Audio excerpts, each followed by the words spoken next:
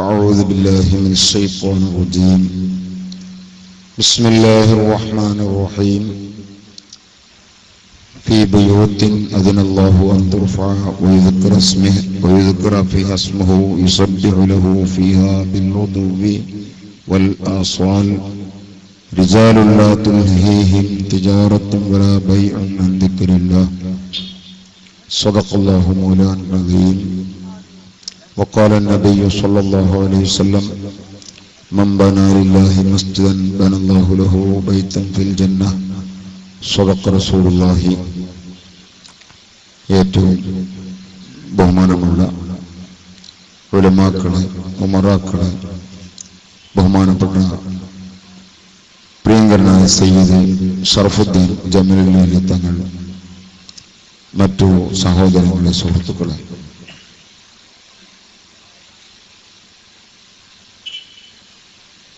മഹത്തായ നമ്മുടെ ഈ പള്ളിയുടെ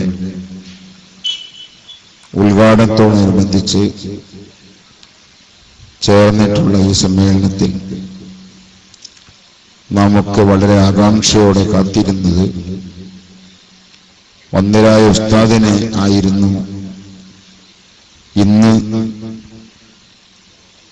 രാവിലെ 10 മണി മുതൽ കോട്ടക്കലിൽ വെച്ച് നമ്മുടെ മലപ്പുറം ജില്ലാ ജംഇയ്യത്തുൽ ഉലമയുടെ അതിവിപുലമായ ജനറൽ ബോഡി നടക്കുകയായിരുന്നു. ആ ജനറൽ ബോഡിയിൽ രാവിലെ 10 മണിക്ക് ഉദ്ഘാടനത്തിന് എത്തേണ്ടിയിരുന്ന ഉസ്താദ് കോട്ടക്കൽ എത്തുമ്പോൾ 3:30 മണിയോളമായി. അപ്പോഴാണ് ഗൾഫിൽ നിന്ന് നേരെ വന്ന് എയർപോർട്ടിൽ ഇറങ്ങി. ഗൾഫിൽ നിന്ന് ഇന്നലെ ബാംഗ്ലൂരിലെത്തി. ബാംഗ്ലൂരിൽ നിന്നുള്ള മടക്കം എയർപോർട്ടിൽ ഇറങ്ങി. എയർപോർട്ടിൽ നിന്ന് നേരെ കോട്ടക്കൽ എത്തുകയായിരുന്നു. അതുകൊണ്ട് തന്നെ ക്ഷീണിതനാണ്. കൂടുതൽ സംസാരിക്കാൻ വയ്യ എന്ന് പറഞ്ഞ് ഏതെങ്കിലും 1/4 മണിക്കൂർ സമയം ഉസ്താദ് സംസാരിക്കുകയും ശേഷം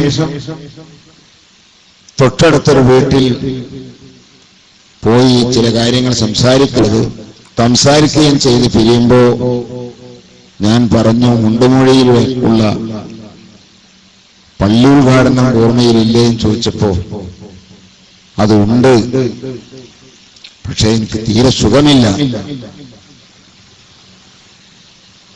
ഞാൻ ഏതായാലും മഗ്‌രിബ് നിസ്കാരത്തിന് എത്തുകയില്ല എന്ന്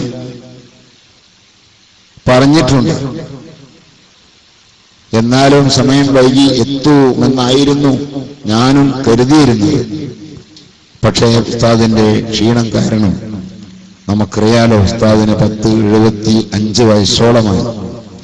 അള്ളാഹു ദീർഘായുസ്സും ആഫിയത്തും പ്രദാനം ചെയ്യട്ടെ. ശത്രുക്കൾ ഒരുക്കുന്ന എല്ലാ കെണിയിൽ നിന്നും വന്യരായ ഉസ്താദിനെയും മറ്റ് നമ്മുടെ നേതാക്കളെയും നാം എല്ലാവരെയും അള്ളാഹു കാത്തുരക്ഷിക്കട്ടെ. അതുകൊണ്ടാണ് ഉസ്താദ് എത്താതിരുന്നത്. എന്നാലും അൽഹംദുലില്ലാഹ് ദീർഘമായി തന്നെ എളമരം സഖാഫിയുടെ പ്രസംഗവും ശേഷം മറ്റൊരു പ്രസംഗം, അതിനു മുമ്പും പ്രസംഗം നടന്നു കാണും. ഇനി ഞാനൊരു ദീർഘമായ പ്രസംഗത്തിന് തുടക്കം കുറിക്കുന്നില്ല, എനിക്ക് സാധ്യവുമില്ല. രാവിലെ മുതൽക്ക് ഒരു വിശ്രമം ഇല്ലാതെ 9 മണി തൊട്ട് ഈ ഓട്ടത്തിൽ തന്നെയാണ്. അതുകൊണ്ട് നമുക്ക് ലാസ്റ്റ് ബഹുമാനപ്പെട്ട സയ്യിദ് ഷറഫുദ്ദീൻ ജമലുൽ തങ്ങൾ നമ്മോട് 2 വാക്ക് പറഞ്ഞ് നമുക്ക് ദുആ ചെയ്തു തരും. പള്ളിയുടെ എല്ലാ കടങ്ങളും വീടണം, അത് വീട്ടാനുള്ളത് നമ്മൾ തന്നെയാണ്. നേരത്തെ ഇവിടെ പറഞ്ഞതുപോലെ അത് മറ്റാരെയും നാം കാത്തിരിക്കേണ്ട ആവശ്യമില്ല. കഴിവുള്ളവരൊക്കെ അത് വീട്ടുക. പഴയ കാലങ്ങളിൽ നമുക്ക് അറബികളെ കാത്തിരിക്കാനില്ലായിരുന്നു. നാം തന്നെ ഓരോ നാടുകളിലും അതാത് നാട്ടുകാരാണ് പള്ളി ഉണ്ടാക്കിയിരുന്നത്. ഇപ്പോഴാണ് ഗൾഫ് രാജ്യത്തു നിന്നുള്ള സഹായ ഹസ്തങ്ങൾ നമ്മളിലേക്ക് നീളാൻ തുടങ്ങിയത്. അതുകൊണ്ട് നാം ഒക്കെ ആ പള്ളിയിൽ അതിന്റെ എടുപ്പിൽ നമുക്കൊക്കെ ഒരു പങ്കാളിത്തം ഉണ്ടാകാൻ വേണ്ടി അല്ലാഹു സുബ്ഹാനഹു വ തആല ഇങ്ങനെ ഒരു സംവിധാനം വെച്ച് കാണും. അല്ലാഹു കബൂൽ ചെയ്യട്ടെ. പരിശുദ്ധ ഖുർആൻ തന്നെ പറഞ്ഞിട്ടുള്ളത് ഫീ ബുയൂത്തിൻ അദിനല്ലാഹു അൻ തുർഫ, ഉയർത്തപ്പെടാൻ അല്ലാഹു നിർദ്ദേശിച്ച ചില വീടുകൾ, അത് ഉയർന്നിരിക്കണമെന്നാണ് അല്ലാഹുവിന്റെ നിർദ്ദേശമുള്ളത്. എന്തുയർച്ച? രണ്ടർത്ഥത്തിൽ ആ ഉയർച്ച ഉണ്ട്. ഒന്നതിന്റെ ഹിസ്സിയായ ഭൗതികമായ ഉയർച്ച, നാം നോക്കിയാൽ കാണുന്ന കാഴ്ചയിൽ തന്നെ ഉയർച്ച. അതെന്താ? വീടുകൾക്കുള്ള അപേക്ഷിക്കുമ്പോൾ നാം താമസിക്കുന്ന വീടുകളെ അപേക്ഷിച്ച് അല്ലാഹുവിന്റെ വീടായ അല്ലാഹുവിന്റെ ഭവനമായ പള്ളി ഉയർന്നിരിക്കണം. എല്ലാ കാലഘട്ടങ്ങളിലും മുൻ കാലഘട്ടങ്ങളിലും ഒക്കെ അങ്ങനെയാണ്. അന്ന് പള്ളി വളരെ ചെറുതായിരുന്നെങ്കിൽ വീടുകളും വളരെ ചെറുതായിരുന്നു. പക്ഷേ ആ ചെറിയ വീടുകൾക്കുള്ള അപേക്ഷിക്കുമ്പോ പള്ളി അന്നും വലുതാണ്. നമ്മുടെ രാജ്യങ്ങളിലൊക്കെ ടെറസുകളുടെ വീട് വരുന്നതിന് മുമ്പ് ഇവിടുത്തെ വലിയ ആളുകൾ താമസിക്കുന്ന വീട് ഓടിട്ട വീടായിരുന്നു, ഓടുമേഞ്ഞ വീട്. പാവപ്പെട്ടവരുടെ വീട് കേവലം ഓല വീടാണ്, ഓലമേഞ്ഞ വീടാണ്. അന്നും പള്ളികൾ നാട്ടിലെ പ്രധാനപ്പെട്ടവരുടെ വീട് പോലെ ഓല വെച്ച വീടല്ല, ഓട് മേഞ്ഞ വീടാണ്. അതിന്റെ ഭിത്തികൾ കല്ലുകൊണ്ട് പടുത്തുണ്ടാക്കിയതാണ്, മണ്ണ് വെച്ച് കെട്ടിയതല്ല. അപ്പൊ ആ കാലത്ത് വീടുകൾ സൃഷ്ടിച്ചിരുന്നെങ്കിൽ ആ വീടുകളെ അപേക്ഷിച്ച് ഉയർന്നതായിരുന്നു പള്ളികൾ. അതാണ് പള്ളി ഓരോ കാലഘട്ടത്തിനനുസരിച്ച് അതിന് ഉയർച്ച ഉണ്ടായിട്ടുണ്ട്. ലോകമാന്യത്തിന് വേണ്ടിയും പൊങ്ങച്ചത്തിന് വേണ്ടിയും പ്രൗഢിയും ഭംഗിയും ഉണ്ടാക്കി പള്ളികൾ കൊണ്ടുള്ള മുബാഹത്ത് ഓരോരുത്തരും ഞങ്ങളെ പള്ളി എന്ന ആ ഒരു നിലപാടാണ് ഇസ്ലാം നിഷിദ്ധമാക്കിയത്. നേരെ മറിച്ച് നമ്മുടെ വീടുകളിൽ അപേക്ഷിക്കുമ്പോ പള്ളികൾ അല്ലാഹുവിന്റെ വീടാണ്, ആ വീടുകൾ നമ്മുടെ വീടുകളെക്കാൾ ഉയർന്നിരിക്കണമെന്ന നല്ല നിയ്യത്താണെങ്കിൽ അതിൽ പന്തുകേടില്ലെന്ന് നമ്മുടെ അയിമ്മത്തുൽ കിറാം പറയും. അതല്ലേ ഹബീബായി നബി സല്ലല്ലാഹു അലൈഹി വസല്ലം തങ്ങളുടെ പള്ളി. ലോകത്ത് 3 പള്ളികളാണ് പള്ളി എന്ന നിലക്ക് ഏറ്റവും വ്യത്യാസമുണ്ട്. ആ 3 പള്ളി കഴിച്ചാൽ ബാക്കിയുള്ള എല്ലാ പള്ളികളും പള്ളി എന്ന അടിസ്ഥാനത്തിൽ ഒരേ ഷറഫാണ്, വ്യത്യാസമില്ല. മഹാനായ ഹസനുൽ ബസ്രി റളിയല്ലാഹു അൻഹുവിനോട് ഒരു പെണ്ണ് വന്ന് ചോദിച്ചു. ഹസനുൽ ബസ്രി പള്ളിയിൽ ഇരിക്കുന്നു. അപ്പൊ പള്ളിയുടെ പുറഭാഗത്തിലൂടെ വന്നൊരു പെണ്ണ് ഹസനുൽ ബസ്രി റളിയല്ലാഹു അൻഹുവിനോട് ചോദിച്ചു, എന്റെ ഭർത്താവ് നാട് വിട്ടുപോയി, എവിടെയാണെന്ന് യാതൊരു വർത്തമാനവും ഉണ്ടായിരുന്നില്ല. അങ്ങനെ ഞാൻ വിഷമിക്കുന്ന സമയത്തൊരു നേർച്ച നേർന്നു. എന്തായി നേർച്ച? എന്റെ ഭർത്താവ് മടങ്ങി വന്നാൽ ഈ പള്ളിയിൽ വെച്ച് 2 റക്അത്ത് സുന്നത്ത് നിസ്കരിക്കാൻ ഞാൻ നേർച്ചയാക്കിയിരുന്നു. ഏതാ പള്ളി? ബസറയിലെ വലിയ ജുമുഅത്ത് പള്ളി. പഴയ കാലത്ത് ഇറാഖിന്റെ തലസ്ഥാനമായിരുന്നു ബസറ. ആ ബസറയിൽ ഇന്നും ആ വലിയ പള്ളി തലപൊക്കി നിൽക്കുന്നു. മഹാനായ ഹസനുൽ ബസ്രി റളിയല്ലാഹുവിന്റെ കാലം എന്ന് പറഞ്ഞാൽ അലി ഇബ്നു അബീ ത്വാലിബ് റളിയല്ലാഹു അൻഹുവിന്റെ ശിഷ്യൻ കൂടിയാണ് ഹസനുൽ ബസ്രി. അപ്പൊ എത്ര പഴക്കമുണ്ടാവും? ആ പള്ളി ഇന്നും അതിവിപുലമായ പള്ളിയാണ്. ആ പള്ളിയിൽ 2 റക്അത്ത് നിസ്കരിക്കാനാണ് ഈ പെണ്ണ് നേർച്ചയാക്കിയത്. എന്റെ ഭർത്താവ് തിരിച്ചു വന്നാൽ, നാട് വിട്ടുപോയ ഭർത്താവ് തിരിച്ചു വന്നാൽ നിസ്കരിക്കണം നേർച്ചയാക്കി. ഈ നേർച്ച വീട്ടാൻ അനുമതി തരുമോ എന്ന് ചോദിച്ചുകൊണ്ടാണ് ആ പെണ്ണ് ഹസനുൽ ബസ്രി റളിയല്ലാഹു അൻഹു സമീപിച്ചത്. മഹാനവറുകൾ പറഞ്ഞു, ലൗ അദറകക ഉമറു ലഔജഅ റസകി, നിന്റെ ഭർത്താവ് തിരിച്ചു വരാൻ വേണ്ടി ഇവിടെ നിസ്കരിക്കാൻ നേർച്ചയാക്കുകയും ആ നിസ്കാരത്തിന് എന്നോട് അനുമതി ചോദിക്കുകയും ചെയ്യുന്നത് എന്റെ സ്ഥാനത്ത് നീ ഉമറുൽ ഫാറൂഖ് തങ്ങളോടാണ് ചോദിച്ചിരുന്നെങ്കിൽ ലഔജഅ റസകി, നിന്റെ തല പിടിച്ച് വേദനയാക്കുമായിരുന്നു. അപ്പൊ പൊതുവായ പള്ളിയിൽ നിസ്കരിക്കാൻ അനുമതി ചോദിച്ചതിനാണ് മഹാനവറുകൾ അങ്ങനെ പറഞ്ഞത്. അപ്പൊ നമുക്കെന്ത് മനസ്സിലായി? അക്കാലത്ത് പെണ്ണുങ്ങൾ പൊതുവായ പള്ളിയിലൊന്നും പോയി നിസ്കരിക്കാറുള്ള കാലമല്ല. അതുകൊണ്ടാണ് ഇങ്ങനെ ഫത്വ ചോദിക്കാനായ പെണ്ണ് വന്നത്. അപ്പോ മഹാനവറുകൾ കൊടുത്ത ഫത്വ മറുപടി, പെണ്ണെ, നിന്റെ വീടിന്റെ ഉള്ളിലുള്ള ഗ്രഹപ്പള്ളിയിലെ ആ പള്ളിയിൽ വെച്ച് നീ നിസ്കരിച്ചോ, എന്നാലും നിന്റെ നേർച്ച വീടും. കാരണം പള്ളി എന്ന നിലക്ക് ബസറയിലെ പഴയ പള്ളിയും ശേഷം ഉള്ള നിന്റെ വീട്ടിൽ ശേഷം ഉണ്ടാക്കിയ പള്ളിയും അത് രണ്ടും പള്ളി എന്ന അടിസ്ഥാനത്തിൽ ഒരൊറ്റ കണക്കാണ്, വ്യത്യാസമില്ല. അപ്പൊ ലോകത്ത് എല്ലാ പള്ളികൾക്കും ഒരേ സ്ഥാനമേ ഉള്ളൂ പള്ളി എന്ന അടിസ്ഥാനത്തിൽ. വേറെ ചില കാരണങ്ങളെ കൊണ്ട് ചില പള്ളിക്ക് ചില പള്ളികളെക്കാൾ വ്യത്യാസം വരും. ഒരു പക്ഷേ ആ പള്ളി ഉണ്ടാക്കിയ ആള് ഒരു വലിയ മഹത്വമുള്ള ആളായിരുന്നു, അയാളുടെ കയ്യാൽ ഉണ്ടാക്കിയ പള്ളി എന്ന ശറഫ് ആ പള്ളിക്കുണ്ടാകും. അതല്ലെങ്കിൽ ആ പള്ളിക്ക് വേണ്ടി ചെലവഴിച്ച പണത്തിൽ ഒരു ഫിൽസ് പോലും ഹറാമിന്റെ കലർപ്പ് ചേരാത്ത ഖാലിസായ ഹലാലായ പണം കൊണ്ട് മാത്രം ഉണ്ടാക്കിയ പള്ളിയാണ്. ആ ശറഫ് അങ്ങനെ അല്ലാത്തൊരു പള്ളിക്ക് കിട്ടുകയില്ല. അല്ലെങ്കിൽ ഒരു പള്ളിയുടെ ചാരത്ത് ഒരു ഒലിയുടെ ഒരു നബിയുടെ ഒരു മക്കാമുണ്ട്. ആ മഹാനവറുകൾ അന്ത്യസമം കൊള്ളതിനോട് ചേർന്നുള്ള പള്ളിയായപ്പോ ആ പള്ളിക്കൊരു ബഹുമതിയുണ്ട്. അപ്പൊ ആ പറഞ്ഞ ബഹുമതി അതില്ലാത്ത പള്ളിക്കുണ്ടാവില്ല. പക്ഷെ പള്ളി എന്ന നിലക്ക് എല്ലാം ഒരേ ശറഫാണ്. ഇതുപോലെ തന്നെ പള്ളിയിലെ മിഹ്റാബ് കിടക്കുന്ന ഭാഗവും ഹൗദുൽ കരയിൽ നിന്ന് നേരിട്ട് കയറി ചെല്ലുന്ന ഭാഗവും പള്ളി എന്ന നിലക്ക് അത് രണ്ടും ഒരേ സ്ഥാനമാണ്. ജമാഅത്തായി നിസ്കരിക്കുമ്പോൾ ഇമാമിനോട് അടുത്ത് നിൽക്കുന്ന ഭാഗം എന്ന നിലക്ക് ബഹുമതി ഉണ്ട് എന്ന് ചോദിച്ചാൽ, പള്ളി എന്ന നിലക്ക് പള്ളിയുടെ അവരും ആഹിറും ഇടതും വലതും ഒക്കെ കണക്കാണ്. അപ്പൊ ഞാൻ പറയുന്നു, എല്ലാ പള്ളിയും ഒരേ കണക്കായ കൂട്ടത്തിൽ 3 പള്ളിയാണ് ഏത്ത വ്യത്യാസം നിൽക്കുന്നത്. ഒന്ന് മസ്ജിദുൽ ഹറാം മക്കയിലെ പള്ളി, 2 അൽ മസ്ജിദുൻ നബവി മദീനത്തെ പള്ളി, 1, 2, 3 ആ ക്രമത്തിലാണ് ആ പള്ളി നിൽക്കുന്നത്. 3 ബൈത്തുൽ മുഖദ്ദസിലെ പള്ളി.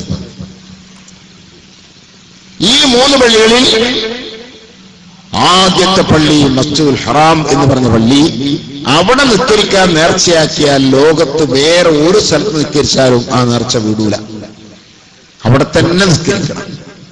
അതേ കാലത്ത് മദീനയിൽ വെച്ച് നിസ്കരിക്കാൻ നേർച്ചയാക്കിയാൽ ആ നേർച്ച ബൈത്തുൽ മുഖദ്ദസിലെ പള്ളിയിൽ പോയി നിസ്കരിച്ചാൽ അത് വിടൂല. പിന്നെയോ അത് വീഴണമെങ്കിൽ ഒന്നുകിൽ മദീനയിൽ തന്നെ പോകണം, അതല്ലെങ്കിൽ മസ്ജിദുൽ ഹറാമിൽ പോയാൽ പറ്റും. കാരണം മസ്ജിദുൽ ഹറാം മസ്ജിദുൽ നബവിയേക്കാൾ ശറഫുള്ള പള്ളിയാണ്. ഇനി മസ്ജിദുൽ അഖ്സയിൽ നിസ്കരിക്കാൻ നേർച്ചയാക്കിയാൽ ചിലപ്പോ ആ നേർച്ച പെടാൻ അതുകൾക്ക് കഴിഞ്ഞോളുന്നില്ല, എത്രയും പെട്ടെന്ന് പോകാൻ കഴിയില്ല. മക്കയിലും മദീനയിലും പോകാൻ പറ്റുന്ന ലാഘവത്തോട് അവിടത്തേക്ക് പോകാൻ കഴിയില്ല. അപ്പോ മക്കയിൽ ചെല്ലുമ്പോൾ മസ്ജിദുൽ ഹറാമിൽ വെച്ചോ ഇനി മദീനയിലെ റസൂലുള്ളാഹിന്റെ പള്ളിയിൽ വെച്ചോ നിസ്കരിച്ചാലും ആ നേർച്ച വിടും. അപ്പൊ ഞാൻ പറയുന്നു, ഈ 3 പള്ളികൾ, ആ 3 പള്ളികൾ അല്ലാത്ത എല്ലാ പള്ളികൾക്കും ഒരേ കണക്കാണ് പള്ളി എന്ന്. പക്ഷേ ഈ പള്ളിക്ക് എന്ത് വ്യത്യാസമുണ്ടെങ്കിലും ഏത് പള്ളിയാണെങ്കിലും ആ പള്ളിയെ ഇമാറത്ത് ചെയ്യുക എന്നത് അത് അതിന്റെ ഷറഫനുസരിച്ച് തന്നെ ആ ഇമാറത്തിലും വലിയ ഷറഫുണ്ട്. അത് പള്ളി എടുത്തോളണമെന്നില്ല, ഒരാൾ സ്വന്തമായി പള്ളി എടുത്തോളണമെന്നില്ല. മം ബനാലില്ലാഹി മസ്ജിദൻ, ഏത് പള്ളിയാലും ശരി, ഒരു പള്ളിയെ ആരെങ്കിലും എടുത്താൽ ബനല്ലാഹു ലഹു ബൈതൻ ഫിൽ ജന്ന, സ്വർഗ്ഗത്തിൽ അല്ലാഹു അവന് വീട് പണിതു കൊടുക്കും എന്ന് പറഞ്ഞത് സ്വർഗീയമായ വീട്, പള്ളിയെപ്പോലത്തെ ഷറഫുള്ള വീട് എന്നാണ് അതിനർത്ഥം. ഈ ഹദീസ് റിപ്പോർട്ട് ചെയ്ത സ്ഥലത്ത് നമുക്ക് കാണാൻ കഴിയും. വ്യാഖ്യാതാക്കൾ കൊടുക്കുന്നു ബൈത്തൻ ഐ മിസ്ലഹു, ആ പള്ളി പോലെയുള്ള ഒരു വീടിന് പള്ളിയുടെ പവിത്രത എത്രയാണ്. പള്ളി എന്ന് പറഞ്ഞാൽ വലിയ ഷറഫല്ലേ? ഇപ്പോ നേരത്തെ ഇത് വഖഫ് ചെയ്യുന്നതിന് മുമ്പ് കേവലം ഒരു കെട്ടിടമായിരുന്നു. ഈ കെട്ടിടത്തിൽ നമുക്ക് മലമൂത്ര വിസർജനം നടത്താം, തുപ്പാം, വൃത്തിഹീനമായ പലതും ചെയ്യാം.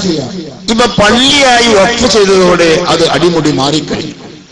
ഇനി അതിനെ നിന്ദ്യമാക്കാൻ, നിസ്സാരമാക്കാൻ പറ്റില്ല. കാരണം അതിന് വലിയ ഷറഫുണ്ട്, വലിയ സ്ഥാനമുണ്ട്. നിന്ദിച്ചു പോയാൽ ചിലപ്പോൾ ഇസ്ലാമിന്റെ പരിധിയിൽ നിന്ന് പുറത്തു. അപ്പൊ ഏതായിരുന്നാലും ഞാൻ നേരത്തെ പറഞ്ഞു വെച്ചത്, ഒന്നാമത്തെ ഇതിന്റെ റിഫഅത്ത്, ഉയർച്ച എന്ന് പറയുന്നത് ഇതിന്റെ ഭൗതികമായ ഉയർച്ചയാണ്.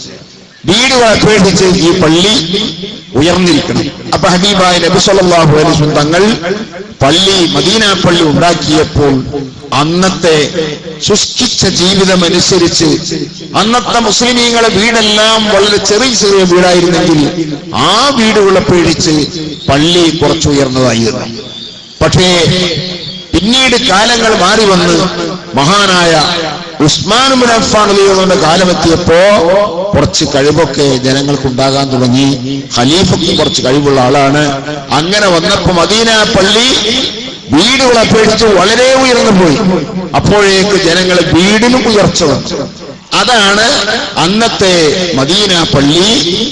അതിന്റെ ചുമര്, ഭിത്തി നല്ല കരിങ്കൽ കൊണ്ടുള്ള ഭിത്തിയായിരുന്നു, കൊത്തുപണിയുള്ള ഭിത്തിയായിരുന്നു.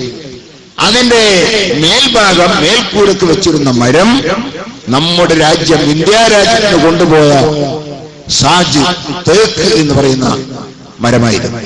തേക്ക് കൊണ്ട് അതിന്റെ മേൽക്കൂരയും ഭിത്തി മങ്കൂസത്തായ നഖ്സുള്ള കൊത്തുപണിയുള്ള കല്ലുകൾ, കരിങ്കല്ലുകൾ കൊണ്ടും ആയിരുന്നു എന്ന് ഹദീസിൽ കാണാം. ഇത് പൊങ്ങച്ചത്തിന് വേണ്ടി ആയിരുന്നില്ല.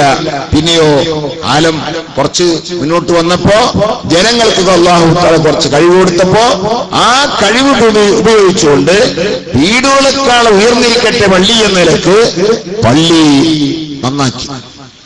അതാണ് ഇസ്ലാം പറയുന്നത്, വീടുകളെ അപേക്ഷിച്ച് എപ്പോഴും അല്ലാഹുവിന്റെ ഭവനമായ പള്ളി ഉയർന്നിരിക്കണം. അതാണ് അതിന്റെ ഒരു ഉയർച്ച. രണ്ടാമത്തെ ഉയർച്ച, പള്ളി കൊണ്ട് നമ്മൾ ലക്ഷ്യമാക്കുന്ന കാര്യങ്ങൾ എന്താണോ അതവിടെ നന്നായി നടക്കുകയും അതിലൂടെ പള്ളി ഗണ്യമാവുകയും ചെയ്യുക. അതാണ് ഇതിന്റെ മൈനവിയായ ഇമാറത്ത് എന്ന് പറയുന്നത്. അപ്പൊ പള്ളി, വലിയ പള്ളിയുണ്ട്. മസാജിദുഹും ആമിറത്തുൻ വഹിയ ഖറാബുൻ അനിൽ ഹുദാ എന്ന് പറഞ്ഞ രൂപത്തിലായിക്കൂടാ. എത്രയോ രാജ്യത്ത് നമ്മൾ ചെന്നാൽ നമുക്ക് സങ്കടം തോന്നും. വലിയ പള്ളിയാണ്, ജമാഅത്തിന് ഒരാൾ പോലുമില്ല. അവിടെ ഖത്തീബോ അല്ലെങ്കിൽ മുഅദ്ദിനുമായി ഒരാൾ നിൽക്കുന്നു. അയാൾ ബാങ്ക് വിളിക്കും. നിസ്കാര സമയത്ത് അയാൾ ഒറ്റയ്ക്ക് നിൽക്കും, വേറെ ആളും നിൽക്കാനും കിട്ടൂല. അങ്ങനത്തെ അവസ്ഥയൊന്നും നമ്മുടെ ഈ പള്ളിക്ക് ഒരിക്കലും വരില്ല, വരാതിരിക്കട്ടെ. കാരണം അങ്ങാടിയിൽ തന്നെ റോഡ് സൈഡിലുള്ള പള്ളിയാണ്. ഈ പള്ളി വന്നതുകൊണ്ട് നമുക്കൊരുപാട് കടമയും കടപ്പാടുമുണ്ട്. നേരത്തെ പറഞ്ഞ കടങ്ങളൊക്കെ വിട്ടതിന്റെ പുറത്ത് വേറെയും ഒരുപാട് കടമകളും കടപ്പാടുകളുമുണ്ട്. അത് നമ്മുടെ ശ്രദ്ധയിൽ ഉണ്ടാകണം. ഒന്ന്, ഈ പള്ളി അനാഥയായി പോകരുത്. ജമാഅത്തിന് എല്ലാവരും കഴിയുന്നത്രയും ആളുകൾ അങ്ങാടിയിലും വീടിലും ഒക്കെ ഇരിക്കുന്ന ആളുകൾ. റസൂലുള്ളാഹി സ്വല്ലല്ലാഹു അലൈഹി വസല്ലം പറഞ്ഞ ഒരു ഹദീസ് ഇങ്ങനെ നമുക്ക് കാണാൻ കഴിയും. ലാ സ്വലാത്ത ലിജാരിൽ മസ്ജിദി ഇല്ലാ ഫിൽ മസ്ജിദി. പള്ളിയുടെ അയൽവാസിക്ക് പള്ളിയിൽ വെച്ചല്ലാതെ നിസ്കാരമില്ല. ഈ ഹദീസിനെ കുറിച്ച് ബഹുമാനപ്പെട്ട ഇബ്നു ഹജർ തങ്ങളോട് ചോദിച്ചു, പള്ളിയുടെ അയൽവാസി എന്ന് പറഞ്ഞാൽ ആരാണ്, എത്ര ആളുകളിൽ പെടും? മഹാനവറുകൾ കൊടുത്തത്, ഫത്വ കൊടുത്തത്, ഓരോ ഭാഗത്തു നിന്നും 40 വീതം വീടുകൾ, അതിന്റെ പരിസരത്ത് വേറെ പള്ളി ഇല്ലെങ്കിൽ എന്നാണ് അതിനർത്ഥം. 40 വീതം വീടുകൾ പള്ളിയുടെ അയൽവാസികൾ എന്ന് പറഞ്ഞപ്പെടും. അതുകൊണ്ടാണ് ഒരാള് ഞാൻ എന്റെ അയൽവാസികൾക്ക് ഭക്ഷണം കൊടുക്കാൻ നേർച്ചാക്കി എന്ന് പറഞ്ഞാൽ അയാൾ താമസിക്കുന്നതിന്റെ ഓരോ ഭാഗത്തും 40 വീതം വീടുകൾക്ക് അയാൾ കൊടുക്കണം. എപ്പോ? പ്രത്യേകം വീട്ടുകാരെ അയാൾ നേരത്തെ കരുതി വെച്ചിട്ടില്ലെങ്കിൽ.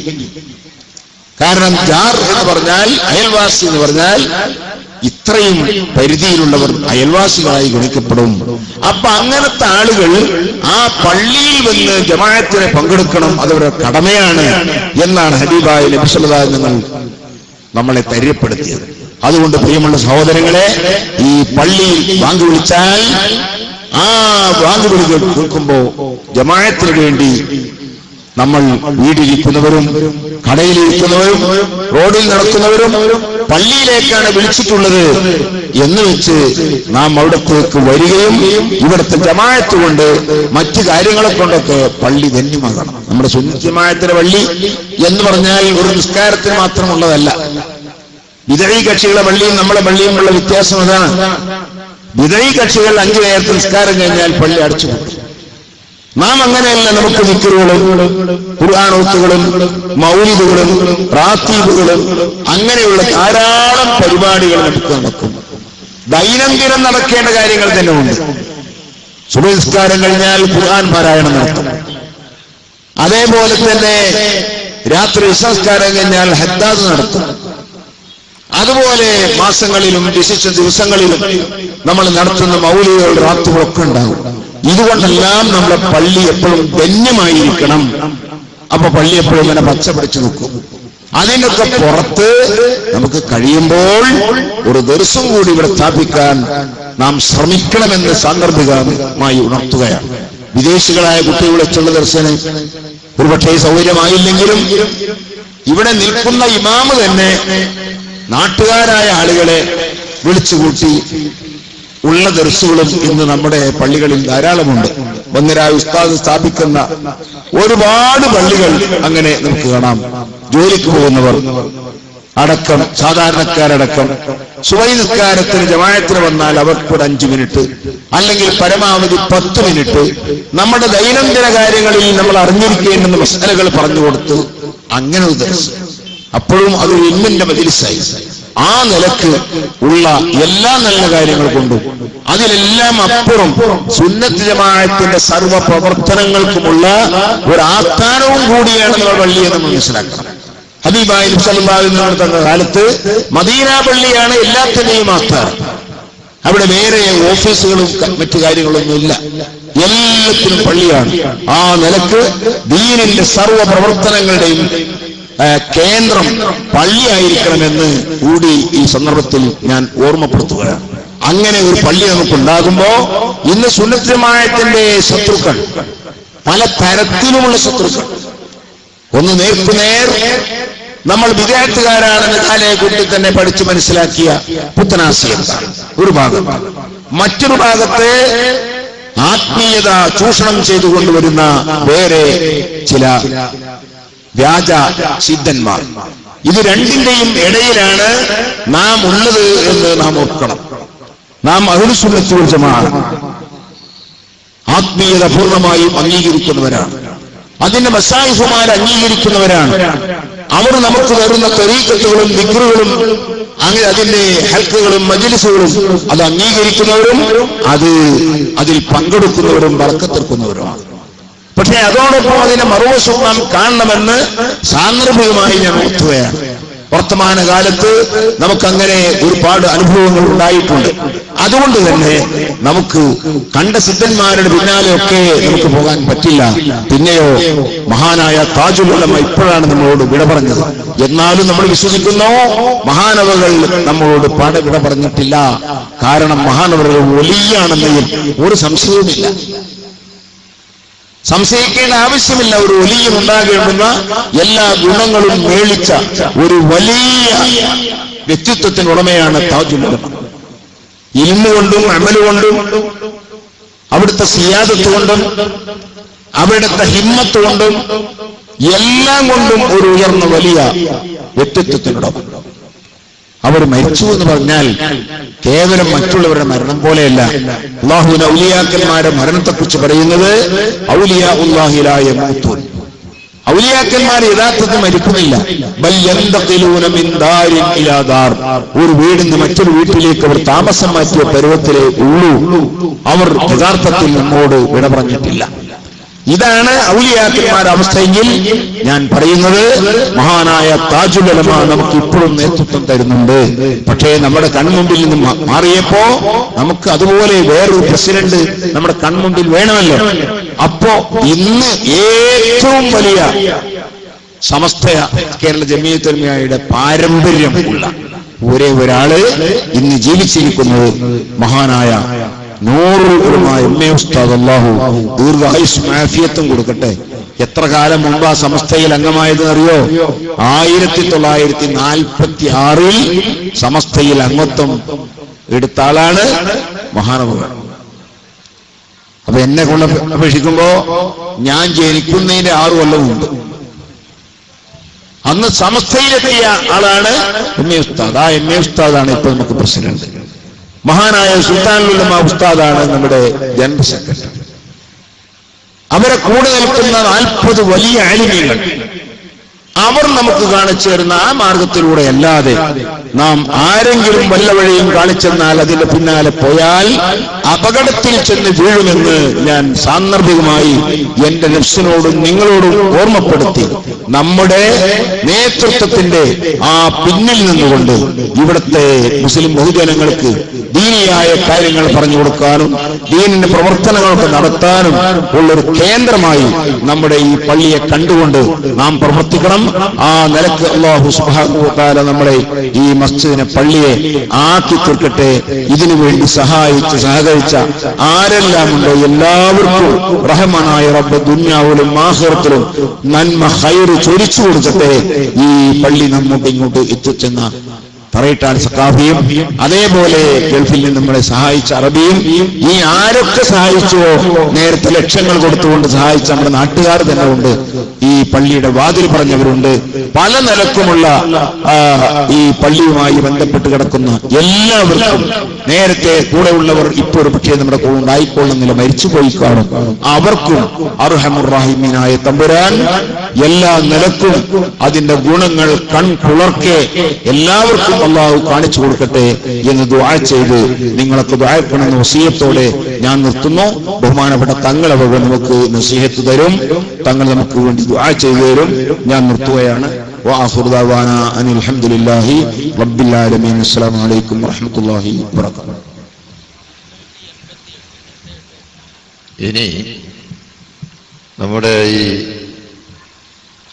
സ്ഥാപനത്തിൽ നിന്ന് പഠിച്ച ഒരു കുട്ടിക്ക് റെയിൻബോ ടാലന്റ് പരീക്ഷയിൽ റാങ്ക് നേടിയ അബ്ദുൽ മജീദിന് മെഡലും ചെക്കും സർട്ടിഫിക്കറ്റും 3 കൂടി ഒന്നായിട്ട് ബഹുമാനപ്പെട്ട തങ്ങൾ അവറുകൾ നിർവഹിക്കുന്നതാണ്.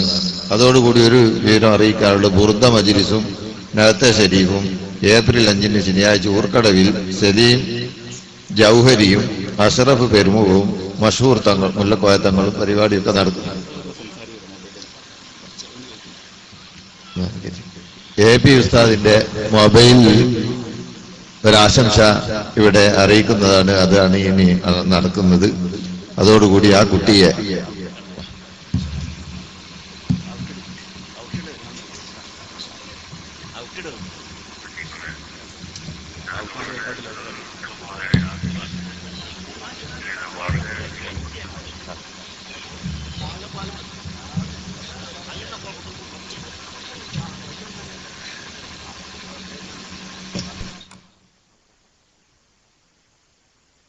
ആകട്ടെ.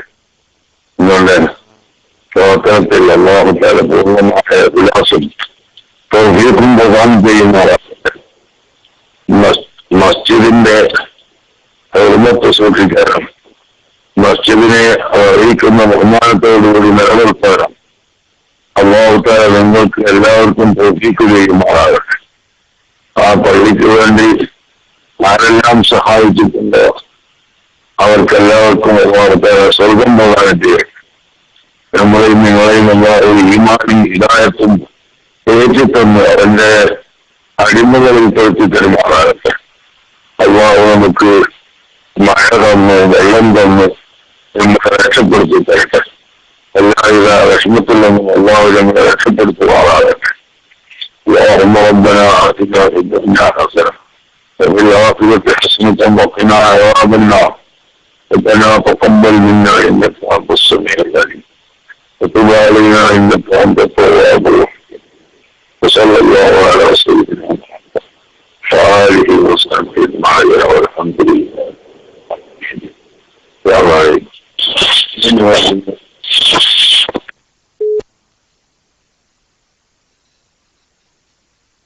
ശബ്ദമില്ല. 5-ാം തീയതി ശനിയാഴ്ച ഊർക്കടയിൽ വെച്ച് സലീം ജൗഹരി കൊല്ലത്തിന്റെയും അഷ്റഫ് പെരുമുഖത്തിന്റെയും മഷൂർ മുല്ലക്കോയ തങ്ങളുടെയും അവിടെ പരിപാടി നടക്കുന്നുണ്ട്. അതിൽ എല്ലാവരും സംബന്ധിക്കാൻ മറന്നു പോകരുത്. ഇനി അബ്ദുൽ മജീദിന് നമ്മുടെ തങ്ങളവറുകള് മെഡലും ചെക്കും സർട്ടിഫിക്കറ്റ് കൂടി ഒന്നായി നടത്തുന്നു. അതുകൊണ്ട് ആ കുട്ടിയെ അതിന്റെ മുമ്പ് തങ്ങളും ദ്വാരക്കുന്നതാണ്. ആ കുട്ടി ഇവിടെ പെട്ടെന്ന് എത്തണമെന്ന് ഓർമ്മപ്പെടുത്തുന്നു. അസ്സലാമു അലൈക്കും വറഹ്മത്തുള്ളാഹി. വൈകിയ വേളയിൽ ഒന്നും പറയാൻ ആഗ്രഹിക്കുന്നില്ല. അതുപോലെയാണെങ്കിൽ ക്ഷമിക്കണം. നിങ്ങൾ എല്ലാവരും ഒന്ന് എഴുന്നേറ്റിരിക്കും. എല്ലാവരും ഒന്ന് വെക്കാൻ എടുത്തേക്ക്. എല്ലാവരും നടത്തേക്ക്. ആരംഭ പൂമുത്തായ അഷ്റഫുൽ